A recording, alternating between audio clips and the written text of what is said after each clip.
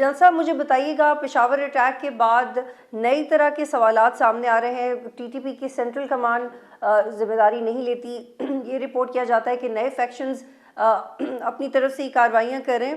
तो ये इसके लिए तैयार थे हम लोग कि आप लोग तो मुज़ाकरात पे वक्त लगा रहे थे और एक्सपेक्ट भी कर रहे थे कि वादा वफा किया जाएगा, लेकिन अगर टीटीपी के अंदर ही बगावत हुई, जो कि पहले भी होती रही है, तो उसके लिए हम क्या करें। एट द सेम टाइम सख्त सवाल करने से पहले मैं ये ज़रूर अप्रिशिएट करना चाहती हूँ कि आज मकड़वाल में एक अटैक हुआ था और उसको हमारे जवानों ने रोका। वो अप्रिशिएट करना भी बहुत ज़रूरी है, वरना ये इंप्रेशन जाता है कि आप क्रिटिसाइज़ करें।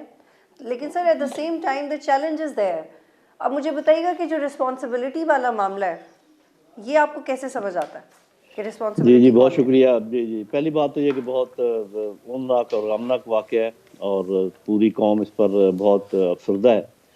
और दूसरी बात ये है कि देखें, जब भी कोई इस किस्म का वाक़या हो तो ये जो हमारा तरीका है कि इन्वेस्टिगेशन पूरी नहीं करते और पता नहीं लगाते कि किसका कसूर था और कसूरवार को कुछ कहा नहीं जाता।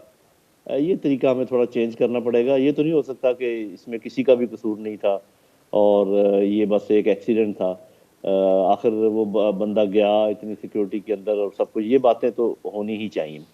जो बड़ी बात आप कर रही हैं, एक बात तो ये है कि ये तहरीक तालिबान पाकिस्तान जो है, इसके अंदर काफ़ी सारे स्प्लिंटर ग्रुप्स हैं। ये इनकी कोई ऐसी यूनिफाइड कमांड नहीं है कि जैसे सीनियर ने कह दिया तो सबने बात मान ली।